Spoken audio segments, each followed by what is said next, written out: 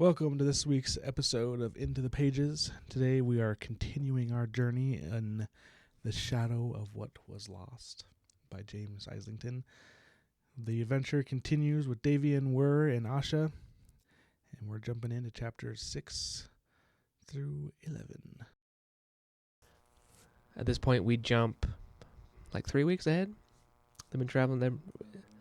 Davian and Wirr have been on the road for a few weeks now. Basically, they've been traveling. They're at the border of Andara and another country called Desriel. Desriel hates Gifted even more than Andarans do. They didn't even have any Gifted before the treaty, which actually puts them in like a really Seems like a powerful horrible position. place for them to be going. Yes, but they're there because they're just going north. That's their only thing. And they're obviously not very good at hiding because they just cover their tattoos up with makeup that won't even Doesn't pass fully do close it. inspection. They're both, well, at least Davian's really jumpy and like jittery and like super suspicious acting. Whereas I keep telling him to calm the crap down. You're right. You just chill out. And they come to this tavern. They decide to like kind of rest, and they get a room and they're eating some meals. They're getting some weird stares from one person in particular. We find out later her name is Brashada, who is a very famous hunter. A hunter, I don't know if we talked about it, but the hunters are people who hunt down Gifted that are runaways, essentially. That boy from a few chapters ago probably was hunted by. Yeah, so that person's kind of staring at him, and then there's another dude named Anar who notices who they are, and he kind of just goes up to them and is like, act natural, like talks to Act them. like we're friends. Yeah. Yeah. And Wirr is good at this. I think he's good at being like a fugitive or something, because he loudly to like cover up like a drink for my friend over here. And I think he even said his name, or so I'm just like he's better than Davy. That's being a Davian's fugitive. like freaking out.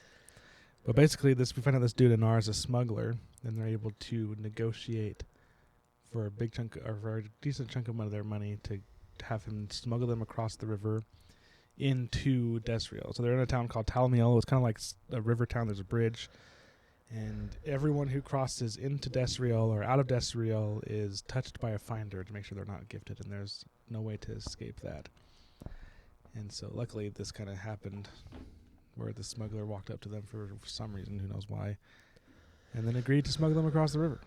Yeah, he just But wants they're- money. And It's going to wait for the cover of darkness. So they go back to their room and kind of make one of their first big blunders, because he said it was going to, because Anar said it was going to be after dark and to not answer the door for anyone except for him, Anar. And less than like an hour later, or like an hour or two later, someone knocks on the door and they're like, "Who is it?" And they're like, "We're here. Anar sent us." And they're like, "Seems legit." They open the door and it's two thugs. They kind of rough him up a little bit, put shackles on him. They're like, "Ha, we're going to turn you guys in, you stupid idiots." yeah, seriously, though, idiots. But then the unexpected happens. Brashada comes, and she's kind of like, "Hey, like, what's up, guys?" And the two people are like, "We got them here first. We noticed you looking at them, and so figured they were Gifted, and so we got them." And then Brashada draws her sword, and it's pretty much like, "Leave." And they're like, "No." Yeah. And so she kills them, and she has some sort of magical sword because she just barely scratches them, and they just die, just Yeah, it's turn over and die. Yeah. it's an insane sword. Like goodness. Yeah, something. We learned out later it's called Whisper, is what it's the name of the sword. Fitting name. But despite saving them, she obviously hates them because I don't remember if it was Wirr or Davian tries to thank her, and she's essentially like, "Don't thank me, you disgusting piece of crap. Like, I had to kill 2 good men to save your worthless pieces of Yeah. junk." And then she tells them to tell Tal Kamar that the debt is repaid 1,000 times over. They don't know who that is, but we know kind of who that is. It's the character in the prologue Yeah. that seemed to be up to something. Yeah, he's apparently somebody, and Apparently Rashada owes She- him a favor. she and owed him apparently something, by, apparently by saving Davian and Wirr, she satisfies that. So it kind of implies that Davian and Wirr are more important to the world at large than either of them are currently aware. yeah, Probably more so Davian because he is the augur, but yeah. I kind of think that maybe Talkamar is the one that they're going to be meeting. Maybe that's who they're going to end up finding. But yeah, then she leaves. That's kind of that, and they're like, Jesus, that was weird. Louise. And then So- the funny thing to me that happened is they just go back to the room, and there's just 2 dead people out there. Yeah, it's Like they don't. There's nothing in here saying like, oh, and they shoved him into a closet. So no one. But like, so like someone could just walk in and be like, what the f? Just 2 people dead in here. What happened? Like, And that does kind of happen because Anar gets there, and then he comes in and sees the 2 dead people, and he's like, "Whoa, oh, were they in his room? Yeah, they're. Oh, okay, that makes more sense. Yeah, they were in their room. And then Anar kind of sees them, and he's like, "Wow," and they're like, "Yeah, don't mess with us, 'cause we can kill you." But basically, the smuggling is successful. They make it across the river, but Anar tries to double cross them. He's like, "It turns out this is going to be much more expensive than you imagined." Yeah, freaking. And then they kind of Davian kind of steps up a little bit and is able to negotiate. They're kind of pushing back and forth because Anar's like, "You have nowhere to go. Like these desperate people are. All I have to do is shout." And then he's like, "All I have to do is shout. All I have to do is use the gift, and then everyone's going to be here, and you're going to bad for your business." And they're like, and then he finally just says, "How about you just leave us a few coins, and take the rest so that we can eat?" And he's like, "Fine." But he also Davian also suspects that Anar saw the vessel. Because he dropped it. I forgot we got to mention that, but when they're in the tavern, he freaking just drops it. Yeah, Right smooth. in the middle of the dang thing because it's like glowing and hot. Luckily, only he can see the glow, but still, Anar saw it. It's fairly clear that Anar saw it. And then it seems like Davian does something, uses some sort of augur power to do something because Anar doesn't. They kinda, like- blinks and doesn't really like ask about it, or he just takes the gold and is like, "Pleasure doing business." Yeah, and there's a whole thing about it where they like shook hands, and Davian is kind of just like a flash of anxiety ran through him, and then And, like, something like a into- surge rippled through his body And into and it. to his palm before draining away straight into Anar, and then Davian seems to be like reacting, but Anar's just like, whatever. Yeah. So yeah, they escape, and then they go away. They're like, "Hey, we gotta get out of the way before the next patrol comes." And then we jump back to Asha's point of view. So she's traveling on the road. As we kind of, I think we already mentioned this early in the book, kind of briefly, but we get a good dose of it now. But when you become a shadow, it seems like you lose your memories for at least the past couple of days, if not maybe like the day, maybe a little bit more, because she doesn't remember seeing everyone dead. She doesn't remember seeing that Davian's and Wirr's rooms were empty. She doesn't remember anything. In fact, she doesn't know that everyone in Toll has died. And she's traveling with Elder Ilseth and the others that were with him. And they're kind of being cryptic. They're not telling her what's going on. But we do know that they're headed to Toll Athian, which is in the Andara capital, Ilan Elan. That's kind of where they're headed. And yeah, it's pretty. It doesn't really talk much about their traveling there because it kind of picks up right when they're getting there. And she gets brought, when they get there, she gets brought before what's called the council. So I don't know if this is just general for all the gifted or if it's per toll, but there's like a council of gifted that kind of manage things. And they go and report there without any administrators present. And they're kind of talking like, Asha's like, everyone in the toll died except her. Like, we need to figure out why. But they're being really cryptic about it. And they're making it, it's obvious that they don't want Asha to really be involved. And when she finds out, it's at this point that she finds out that, well, she's told that Davian and Wirr are dead and everyone's dead, even though Davian and Wirr aren't dead, but she's told they are. So she's like freaking out and she's like, "Oh, like I need to help. I need help to figure this out." And they're like, "Oh yeah, you can help. You can just stay here." It's very obvious that they're not going to do anything with her. So Quite. yes, and so under the guise of protecting her, they make her a servant in Toll Athian's library, which apparently there's other shadows that work there, and their lives are freaking terrible because they're looked down on gifted, and they're extra looked down on by administration and others, and just have like terrible lives. They kind of seem similar to the Ska in Mistborn to me, kind of like their quality of life, or like what are they called in the Stormlight Archives? Parshmen. Kind of similar to Parshmen, where like no one really likes them. Everyone just kind of ignores them, treats them poorly. And she works there for 3 weeks as kind of like a scribe. So basically, she just looks at old books, scribes. She's kind of mad about that because she's like, "I want to help the investigation. No one's talking to me. What's going on?" and she kind of an administrator. She kind of notices an administrator being mean to another shadow, and by being mean, I mean he's like pushing him down, beating him up For something that was completely out of his control. Yeah, because the administrator was like asking for a book or something, and then I don't remember why, but it was a very legitimate reason why the shadow didn't get it yet. The administrator was like going to beat the crap out of him, and so she's like, "You leave him alone right now," and he's like, "Girl, I'm going to beat you up." And then Jin, we meet Jin. Jin comes to the rescue. He's like the They talk about it, kind of manager of the the leader of the shadow in the Yeah. shadows in the library. But he comes up and he starts whispering in the administrator's ear, and the administrator kind of like pales and is like, I'm like, what the heck does a shadow say to an administrator? To make him- Yeah, making that scared. But it turns out he mentioned the I'm probably not pronouncing this at all correctly. But it's like Shadrahan. I don't know. But apparently Shadrahan is a person who shelters shadows, and they are kind of assumed by administration to be sort of like almost like a rebel terrorist group. But it's That's not what really they clear believe. if that's what they actually like the are. administration and people. Who That's know. what the administration believes they are. And the shadow that was being beat up by the administrator was like, "How dare you associate me with that? Like, I want nothing to do with that." And we find out apparently there's like a few different groups of shadows. There's ones that are just totally like accepting their fate, accepting that they're worthless pieces of crap and they don't deserve anything. And they're just depressed. And there's others that are like want a normal life and want to just live. And they're part of this Shadrahan. And Jin decides to take her there. And apparently there's like this big underground catacombs or something. It seems like it's a giant cave. It fit like an entire city. It felt like it was massive. Yeah. I can't decide if I should be trusting Ilseth. He seems like he's trying to do the right thing by raising up the gifted and the augurs.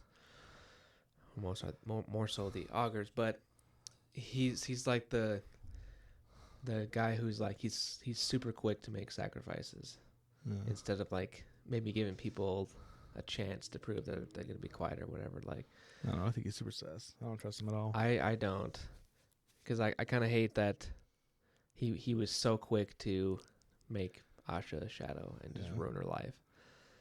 And then I feel like he had something to do with the death of everyone there at the school. I honestly wouldn't be surprised just to cover his tracks. Yeah. So, and it was pretty clear to me, I think, that the council they met with is not a part of all the people who are like trying to get the augurs back, because he just kept like making all these excuses, like, oh, everyone's dead, and then he told them Davian and Wirr were dead too. Yeah. Well, that's at least while Asha was there. She did leave, and they kept meeting, so who knows what he told them after she left. But and he even went on to go be like, oh, Asha wanted me to make her a shadow. She wanted to forget. Ooh.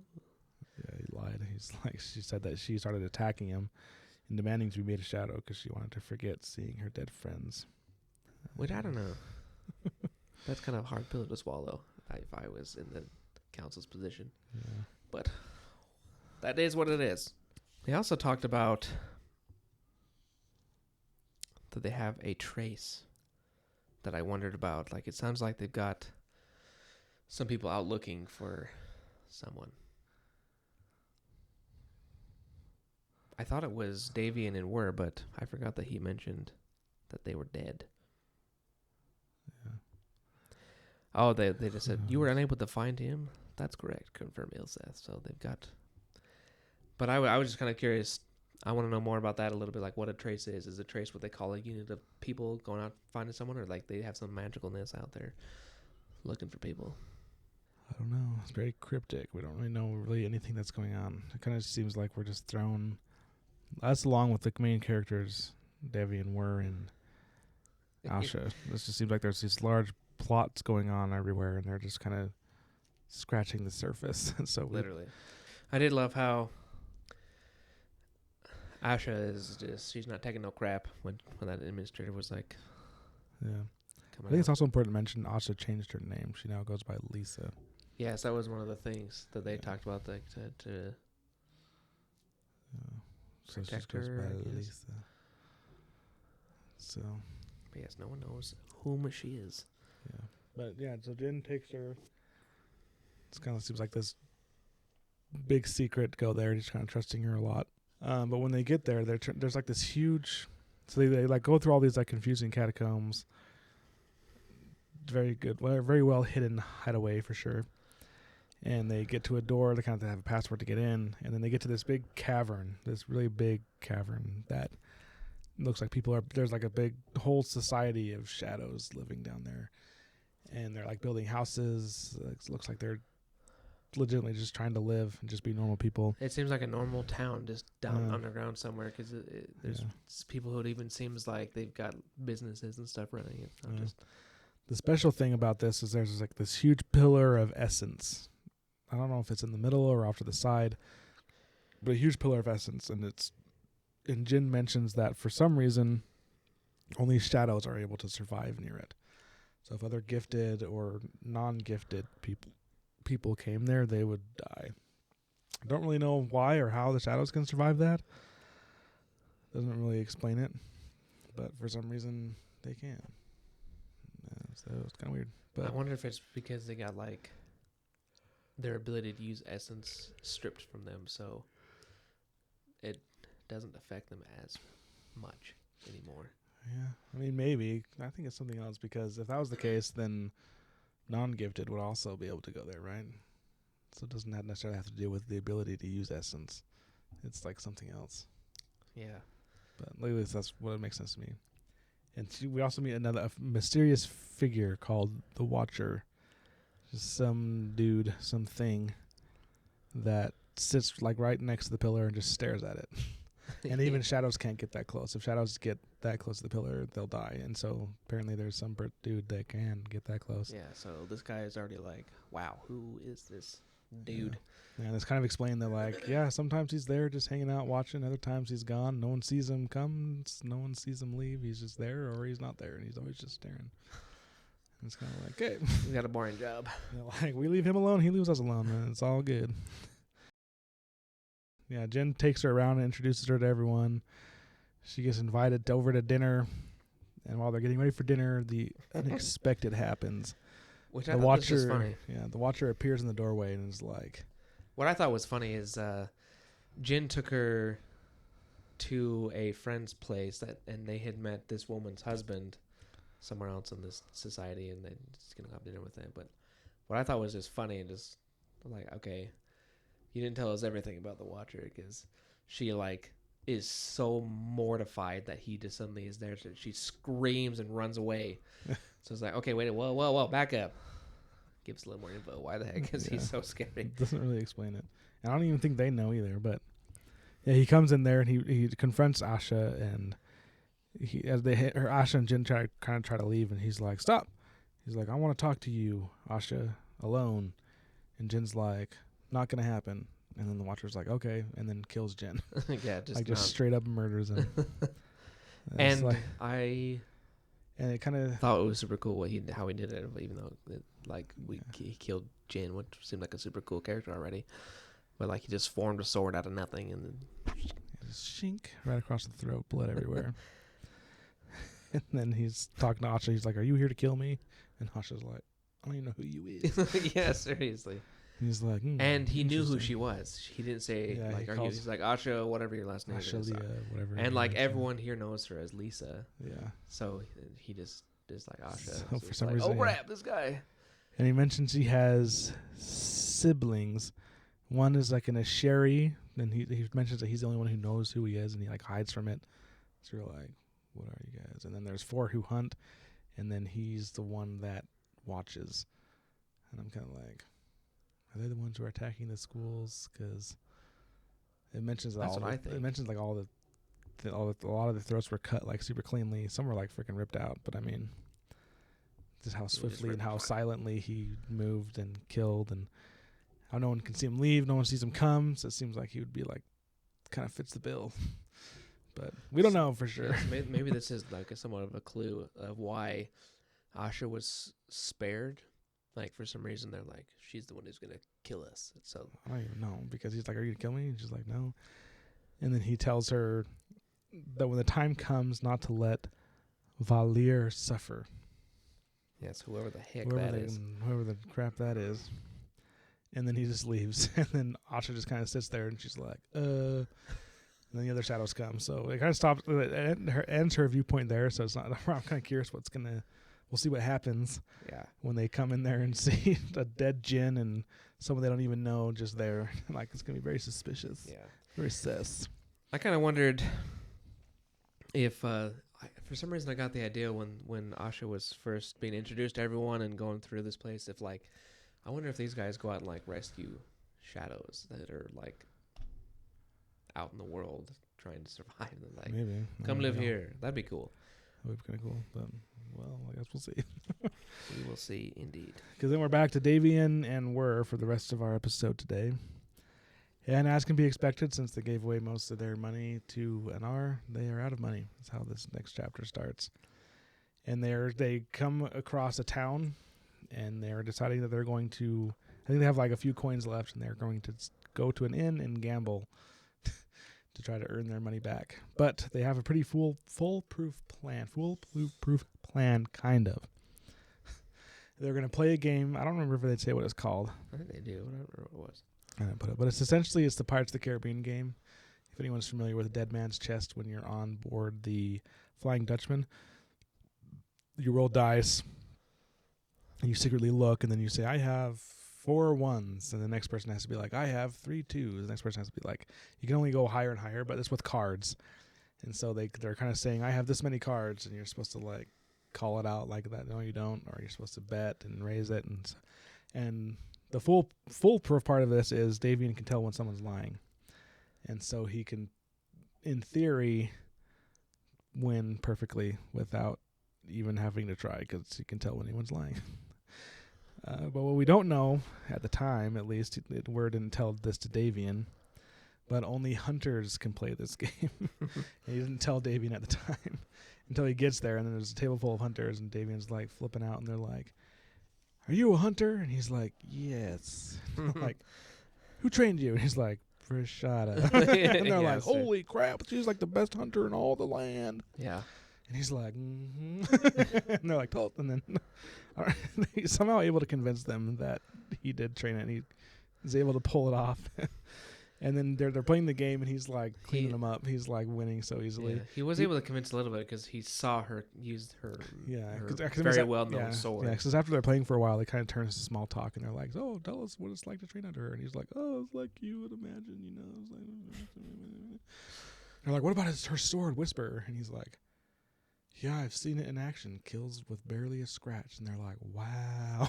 And he's like, it's not even a scratch. Like, she just has to touch him. It's insane. Oh, I thought she cut him a little bit, but when she killed those other 2 hunters, said just like it touched their skin and they.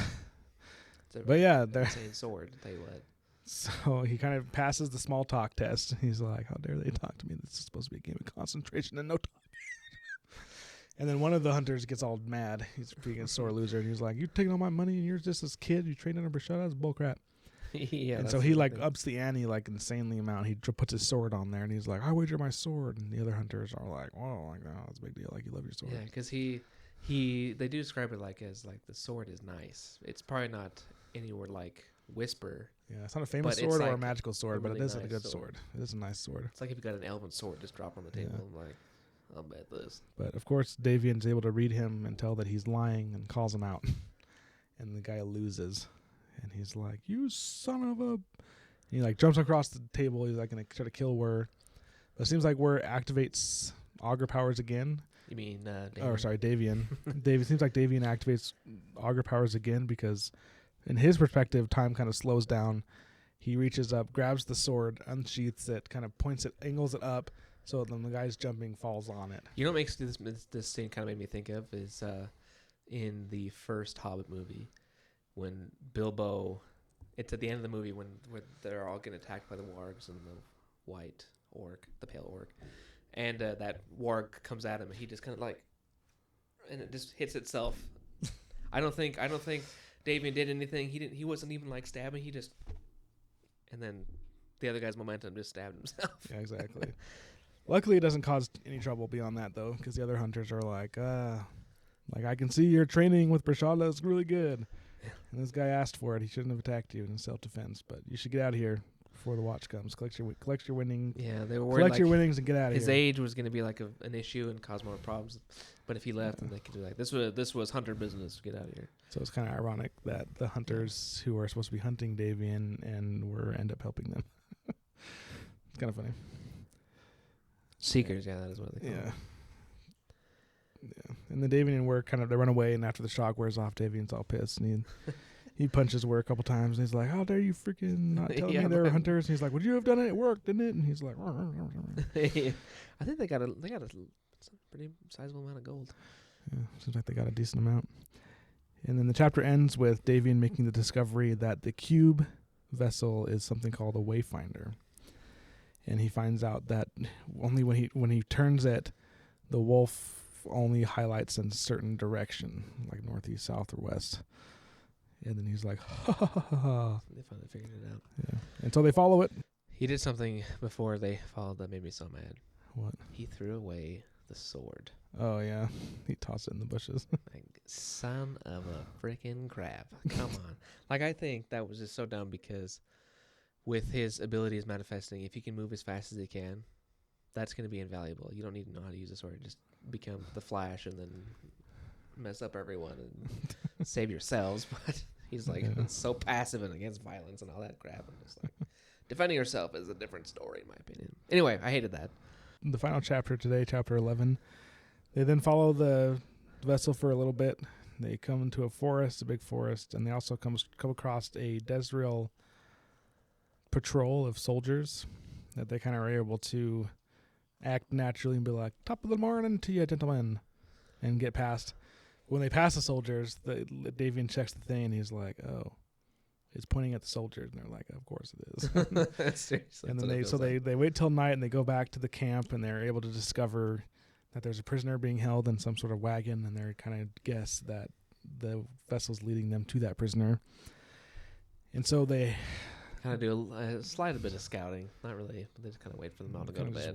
They kind of just wait around for them to go to sleep, and there's one guard left. They are able to sneak up on the guard, knock him out with a stick, and they are able to release the prisoner. They find keys, they unlock them, and they see a tattoo on his wrist that matches the symbol on the vessels. They're like, "Aha, 'tis the one." Yes, this is who they're looking for. I mean, he has a shackle on, so it's obvious that he's gifted. So they release him, and they're like they're all making their way out. They're like they got him, and they're helping him out because he's been beaten terribly, like a massive bruises. It's and swelling. it's almost surprising that they didn't kill him because they're now in. I've already forgot the name of the country. I can look at the map. Desriel, but where like gifted are.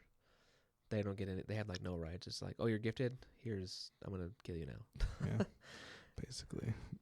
But for some reason, they captured this guy and we're taking him somewhere. So curious who he is. Someone important. Yeah. But as they're kind of starting to walk away, they hear a shout in the tent. The soldiers come pouring out. I think Wirr tries to do something, or because he tries to do something with essence, but he can't. Because it turns out they have a trap with them also. A trap, I don't know if we've mentioned it, but so there's several different devices that non-gifted can use to kind of combat gifted. One we've already seen a little bit is the shackle. The shackle is something that you can put on a gifted that prevents them from using essence. And the other one is something called a finder that can detect the use of essence and when touched to someone tells if they're gifted or not. And the third is called a trap, and a trap is something that nullifies essence. So if you activate a trap within a certain radius, doesn't not really clear how big the radius is, you can't use essence. And so those soldiers have one of that, and they're kind of they're coming after. Sense that they're transporting it gifted somewhere or whatever this guy is. Yeah. Well, then they start coming after the Wirr and Davian and whoever they just saved. But then a mysterious someone appears. And it kind of seems like if it's not the Watcher, it's something very similar to the Watcher, maybe one of his siblings. That's what I thought. I didn't think it was the Watcher. I just thought it was one of his siblings. Yeah. But he shows up and says something in some weird language. I don't even know what the crap it means. summons a sword, and then just almost lazily just starts killing all the soldiers. He's like, shink, shink, shink, Yeah, shink, it's literally like he's like this master swordsman fighting children, and these guys are just hopeless. Yeah. So he kills all of them very easily, and then starts coming towards Davian and Wirr when this insane amount of power and essence of flash of light comes and like slams into it, and things like kind of surprises, like what the f, and then like disappears. Yeah, So Davian did mention that when this light hit the creature man thing, he lit up his features for a second, and he could actually see like that thing was scared.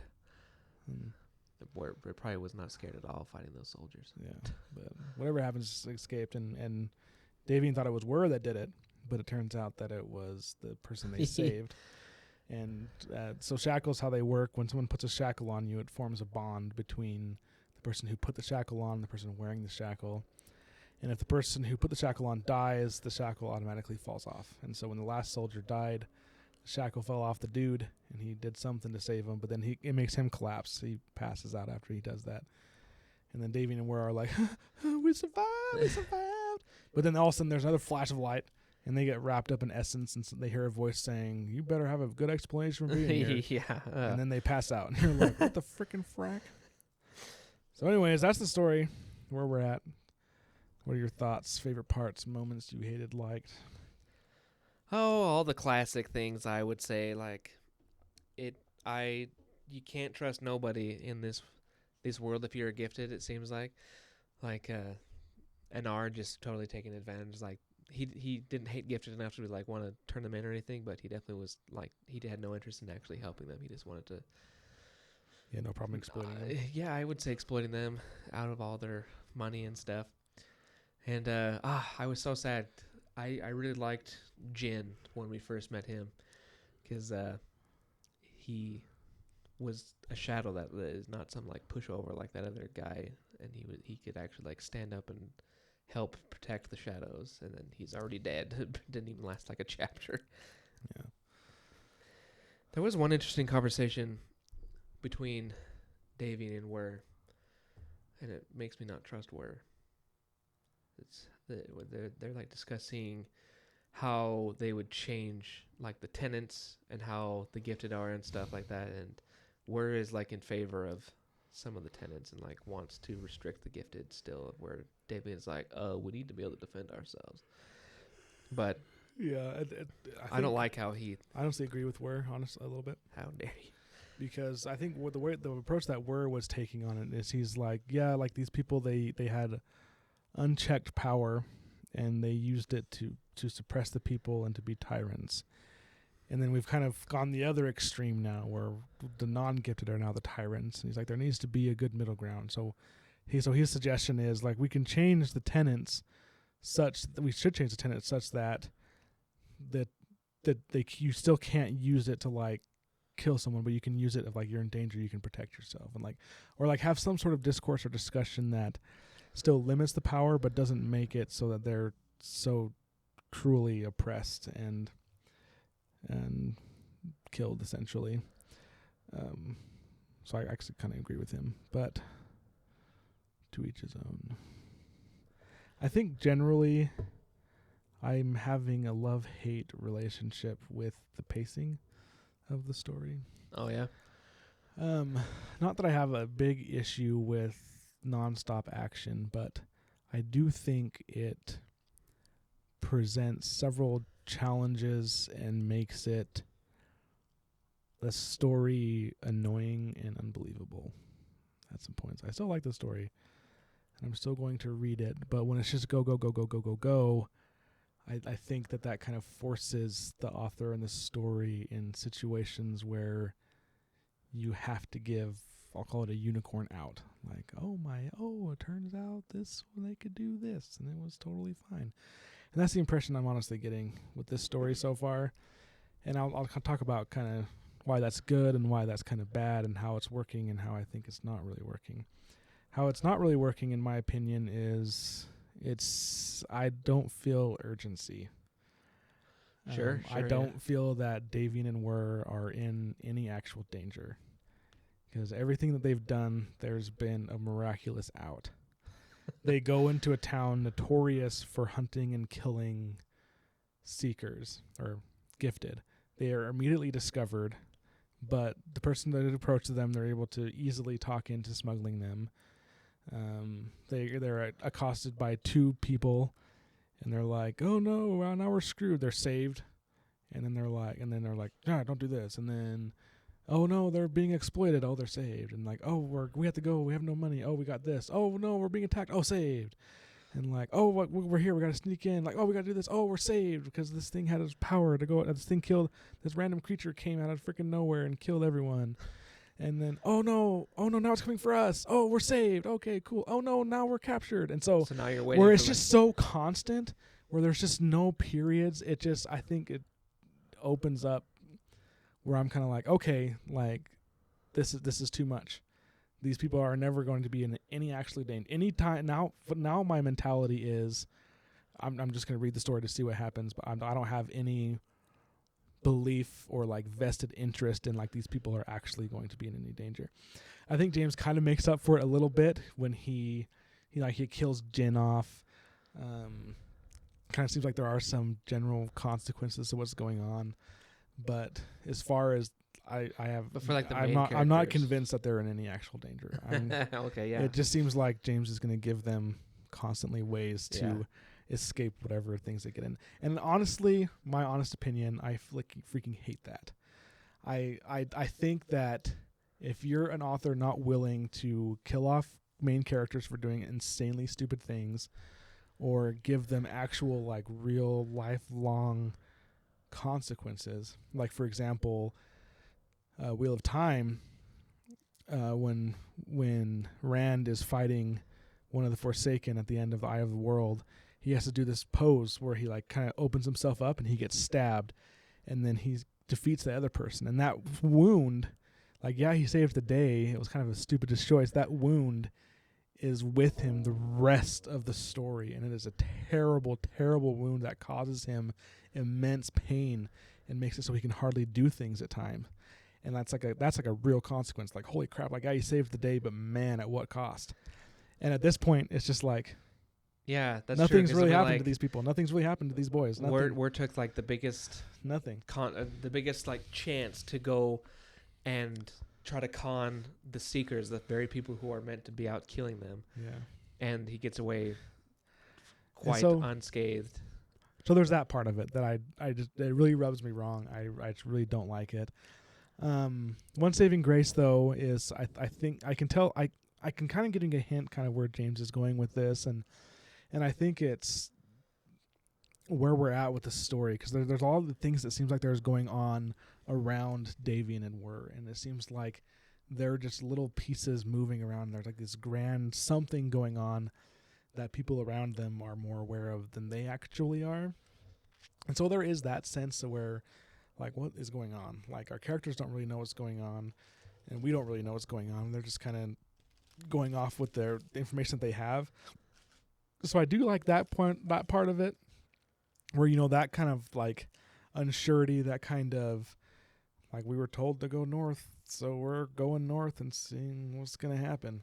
So I can understand like that part of it, but and I do like that part of it, but it's, for me, it's almost overshadowed by, I think the pacing needs to slow down. I think that there needs to be time to like really get in with the characters, really understand who these characters are, what they're going for, and we do get a lot of that. We do get some of that. Like, there's some conversations where you kind of feel like, okay, yeah, I like Davian, I like Wirr, and there's some mystery there, like what's really going on. Everyone seems to, but yeah, just the constant action pacing is just a bit much. Yeah, I'm curious if that will change a little bit, because as we were talking earlier, like the first episode, that this is James's first book. Yeah. So I wonder if, like, in writing this book and then writing the next book in the series and the third book, and maybe he grows as an author. I honestly hope so. And I know it's probably personal preference how I am with reading, but I think that's one of the reasons why I love Brandon Sanderson so much. Because the majority of his stories kind of have a slow build. Like, there's like little action things, and there's like character development, slow build, slow build, slow build. And it's like, holy crap, something happens, and then it's like kind of lets you down from Brandon there. is definitely really good at making you like the characters, and Yeah. you're like, you were like, oh my gosh. Yeah. Overall, I would say I like the story. I do want to finish it. I do want to know what's going on. But I am very annoyed with kind of. I feel the same way, but maybe on a lower level. Yeah. I'm still just like, holy crap! Like there's just no end to this suffering, and it seems like there's always nothing's going right. But it's kind of almost the opposite. Everything is going right because, as you were saying, they get into these trouble, but then they're fine. Oh, trouble. Oh, they're fine. Yeah. I just haven't felt that like. If they don't I just haven't felt that. I don't even know how to describe what that feeling is, like an actual belief that anything bad is going to happen to them. Like, maybe I'm wrong. I understand it. I wonder if this is kind of like, because we're like, what? This is just barely 100 pages in, 120 pages in or so. Yeah. So I'm wondering if like he's got like this super fast, like to the point now, because it seems like they're making pretty quick headway. If in fact the stranger is the guy that they're supposed to be finding, and they're not supposed to like go farther north or whatever, like maybe he's going to take them somewhere and things are really going to slow down, and we'll get some more insight. Because I've also felt like we didn't even go from the frying pan into the fire. We were directly thrown into the fire. Yeah. And like there's so much stuff going on. There's so many questions we don't know and understand. And I honestly think that's a pretty tough position to write from. I think it's very engaging. I think that. I wonder if that's what he was going for. I think that it. I'm beating a dead horse now, but I think it's a little overdone. I think I can understand what he's trying to do. I think he's trying to help us feel what Davian is feeling, which is just like, what the F? Like, what is going on? Like, what is happening? Like, first I'm like going to fail this trial, and then I'm like, oh, this dude needs me to go north. Like, oh, now we're in this crazy city. Like, oh, like there's people going on. It's like, and this is like Davian's like introduction to the world. Like, he grew up in the toll, and then he became gifted, and so his whole life has just been in this tiny school in this tiny town in a corner of the world. And so I can understand from his perspective that everything is just kind of like, holy shit, like, what the fuck? Like, I think that's what James is going for, but just how I interpreted it was kind of like, okay, James, like, let's get on with it. Like, tell me what bad thing's going to happen now? Who captured them? Who was it, Santa Claus? He's going to go crazy with it. No, I get it. I get where you're coming from. It definitely does feel like that. It almost feels like a kid show where, like, you want to give some interest, but, like, you can't just brutally have someone murdered or injured on a kid show. That would, like, the kids would be messed up. But and like, my point is, I'm fine with you not putting your characters in situations like that and then progressing through the story. But I feel like if you're going to put your characters in a situation like that, they either, if they're unexperienced, they're going to have some serious dang life-changing consequences, or they are ready for it and they kind of get through it. It's like one of those things where, like, if they're going to be put in these situations, they've got to learn how to grow up fast, or they're going to end up way screwed. Like, especially in this world with it being as harsh as he's portrayed it, it seems like Davian and Wirr should be having a lot harder of a time and running into more obstacles that they're going to have to walk away from with some sort of consequence they got to deal with, or lessons they've learned and all that crap. Yeah. So we'll see what happens with the story. I'm so interested. I still want to finish it, read it, and get through it. But those are kind of just my thoughts so far. The first 11 chapters. It'll be interesting because I definitely agree that if he keeps this pace up, it's going to be maybe a little of a weak story. Yeah. And even like, okay, you got me on a tangent now.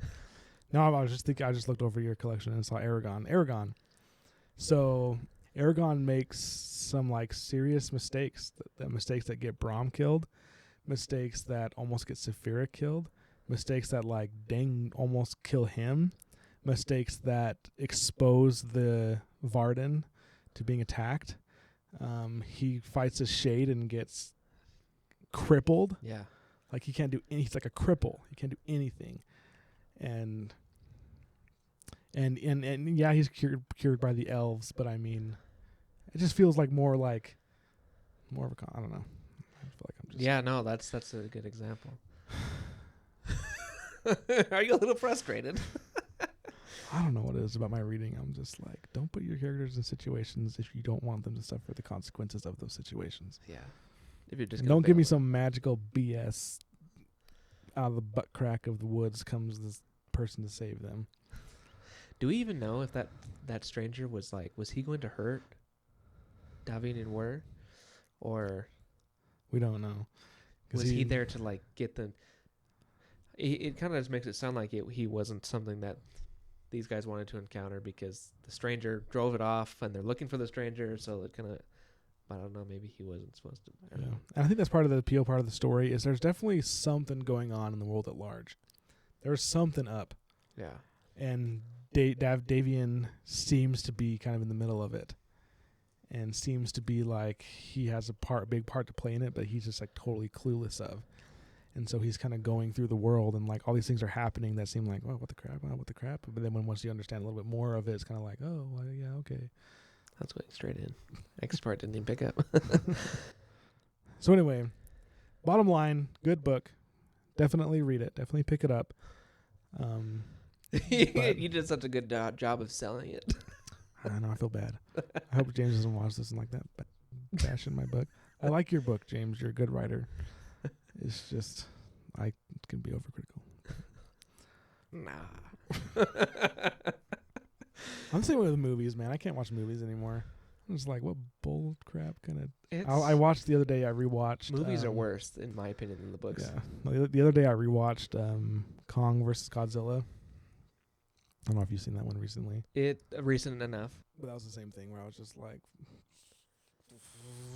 bull.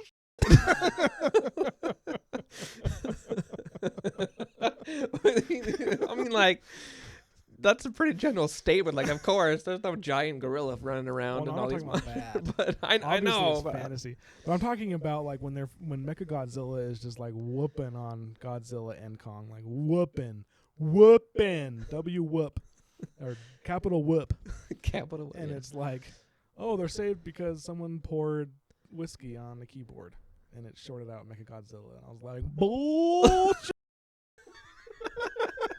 That's a good. You know what I mean? That is a I hate that. That is such a good. I hate that. That is such a cop out. Is beat by pouring crap on a keyboard. Yeah. I hate it. Like ruins the whole story for me, the whole movie. Yep, I've had many moments like that with movies. I was gonna say something about. Oh, I remember what it was now. You should see -1. It's better. Oh yeah, I've been meaning. I want to see it. That's another thing. Ever since COVID, like I don't go to movie theaters like at all. It's been so long since I've been like, I've taken my kids and seen like kid movies, but it's been a while since I've seen like a movie I want to see. Yeah, it's like an adult. Usually just wait till it comes out and like, stream it. I think a lot of people are going that way. I feel all worked up now. And on that note, we'll end there. Yes, we'll see what happens. Whoever this mysterious person is that captured Wirr and Davian, we'll see what happens to Asha as she was caught with a body. Hopefully they are able to realize the Watcher did it. But we'll see. Yes. And hopefully things will become more clear. Yeah. Anyway, y'all have to let us know what you think. Have you read this book? Do you like it? Do you agree with what we said? Do you disagree? Tell us. We want to know. Me, myself, and I want to know. Yep. Name that movie. Okay. Bye.